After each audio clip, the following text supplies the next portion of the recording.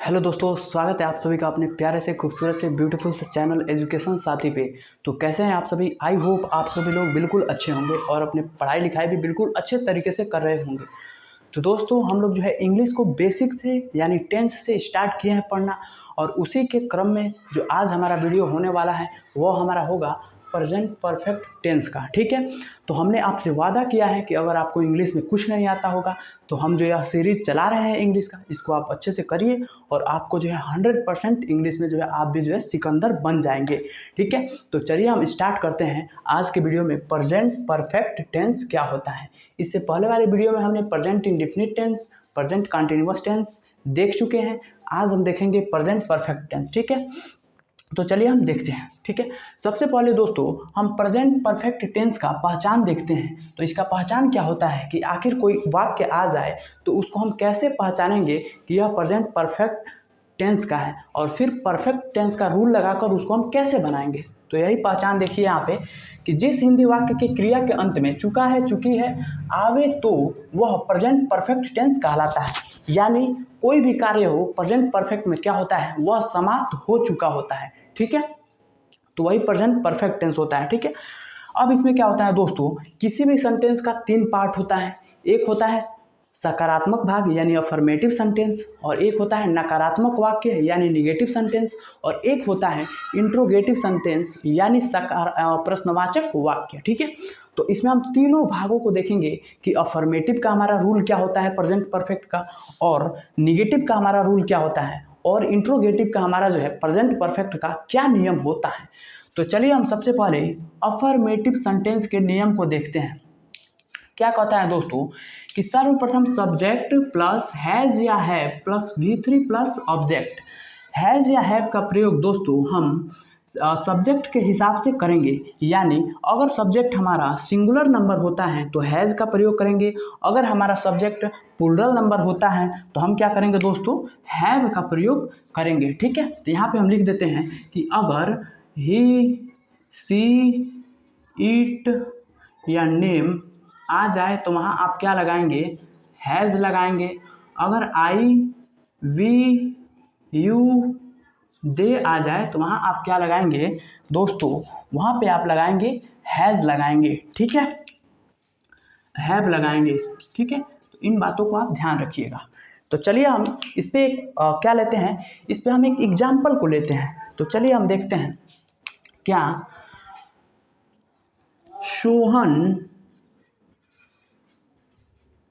सोहन पत्र लिख चुका है। ठीक है, तो चलिए हम इसको बनाते हैं इसी रूल पे। क्या सोहन पत्र लिख चुका है। ठीक है, तो सेम इसी नियम पे आप जो है रखने की कोशिश कीजिए। सब्जेक्ट हमारा क्या है दोस्तों, सोहन, तो सर्वप्रथम सब्जेक्ट लिखेंगे सोहन, उसके बाद से जो है सब्जेक्ट के हिसाब से हैज़ या हैव लगाएंगे। तो हमारा सब्जेक्ट क्या है, सब्जेक्ट क्या है दोस्तों, सिंगुलर नंबर है तो हम हैज़ लगाएंगे। ठीक है, देखिए यहाँ पर बताया था ना, नेम आएगा तो हैज़ लगेगा। ठीक है, सोहन हैज़ प्लस वर्ब का थर्ड फॉर्म। ठीक है, लिखना का क्या होता है, राइट मतलब लिखना, राइट, रोट, रिटेन, यानी थर्ड फॉर्म हमारा क्या हो जाएगा, रिटेन। ठीक है, तो Sohan has written a letter.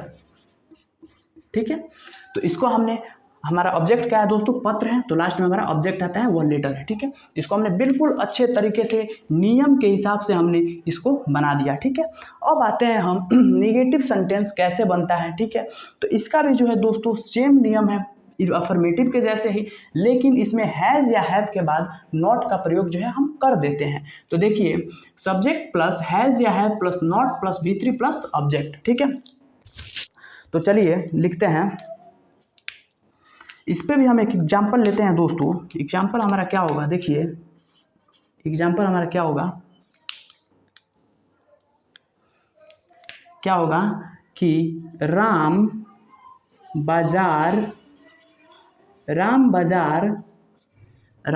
बाजार नहीं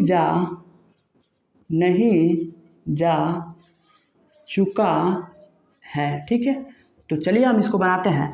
सबसे पहले हमारा नियम क्या कहता है दोस्तों, सब्जेक्ट लिखेंगे। तो हमारा सब्जेक्ट क्या है, राम, राम। उसके बाद से हैज़ या हैव, तो राम क्या है, नेम है, तो नेम में हमारा क्या आता है, हैज़ आता है।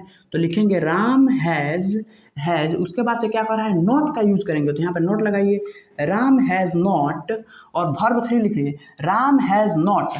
जाना का क्या होता है दोस्तों, गो, वेंट, गॉन। यानी जाना का जो है थर्ड फॉर्म जो होता है वो हमारा क्या होता है, गॉन होता है। ठीक है, तो Ram has not gone, gone to market. ठीक है, Ram has not gone to market.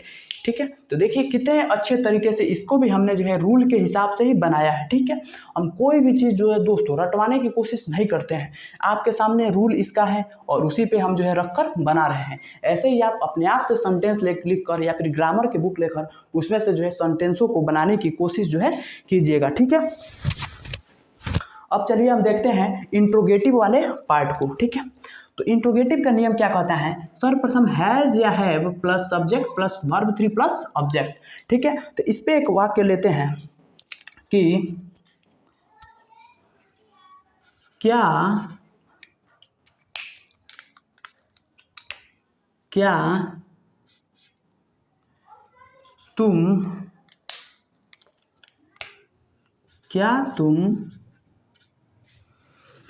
बाजार, क्या तुम बाजार जा चुके हो, क्या तुम बाजार जा चुके हो। ठीक है, तो इसका हमारा नियम क्या कहता है दोस्तों, सर्वप्रथम हम सब्जेक्ट के हिसाब से हैज़ या हैव का यूज करेंगे। तो तुम हमारा क्या है, प्लूरल नंबर है, तो देखिए यहाँ पे ये प्लूरल है हमारा, तो इसके साथ हमारा क्या लगता है, हैव। तो लिखेंगे, देखना क्या लिखेंगे, हैव यू,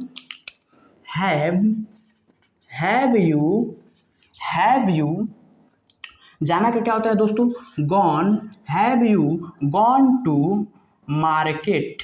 ठीक है, market, have you gone to market. ठीक है, तो यह हमारा जो है हो गया हैव। उसके बाद से सब्जेक्ट लगाएंगे, सब्जेक्ट यू है, उसके बाद से वर्ब 3 यानी जाने का गॉन टू, और हमारा ऑब्जेक्ट क्या है, बाजार।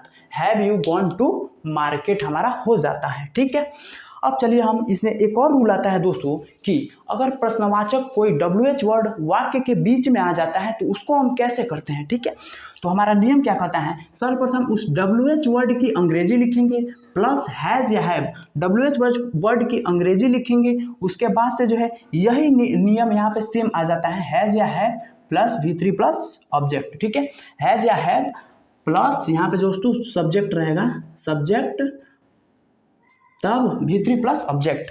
ठीक है, तो चलिए इस पे एक एग्जांपल लेते हैं कि रमेश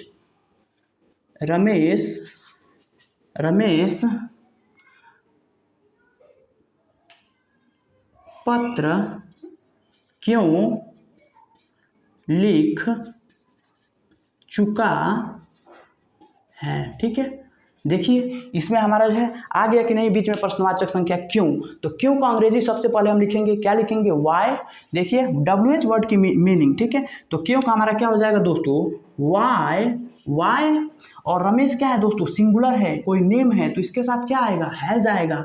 तो why has Ramesh, why has Ramesh written, WRITTEN, written a letter. Why has Ramesh written a letter, यह हमारा जो है इसका एग्जाम्पल हो जाएगा। तो दोस्तों मैं आशा करता हूँ कि आप जो है पूरे अच्छे से प्रेजेंट परफेक्ट का रूल और जितने भी हमने एग्जाम्पल बताया, ठीक है, यह आपको अच्छे तरीके से समझ में आ गया होगा। ठीक है, अगर जो है दोस्तों आप बुक उठाते हैं तो उसमें बहुत सारे लोचा मिलेगा जिससे आप जो है अच्छे से नहीं समझ पाएंगे। ठीक है, तो इसीलिए हमने इसको बिल्कुल ईजी वे में अपने रूल के हिसाब से आपको समझाने की कोशिश किया है। आई होप जो है आपको पूरा समझ में आया होगा। मात्र 4 नियम के सहारे प्रेजेंट परफेक्ट टेंस समाप्त हो जाता है। अगर आप जो है इसके एक भी आप वाक्य उठाते हैं ग्रामर से तो आपको जो है 100% जो है है सारे के सारे जो है क्वेश्चन लग जाएंगे। ठीक है, तो तब तक के लिए इतना ही। अगर वीडियो पसंद आया हो तो लाइक कर दीजिएगा और चैनल को सब्सक्राइब कर दीजिएगा। हम ऐसे ही इंग्लिश को जो है बिल्कुल ईजी वे में जो है समझते रहेंगे, और अपने दोस्तों के पास भी वीडियो को शेयर कर दीजिएगा। ठीक है, तो तब तक के लिए इतना ही। मिलेंगे किसी मजेदार वीडियो में। पढ़ते रहिए, मुस्कुराते रहिए और अपने माता पिता का नाम रोशन करते रहिए और अपने इस भाई को सपोर्ट करते रहिए। जय हिंद।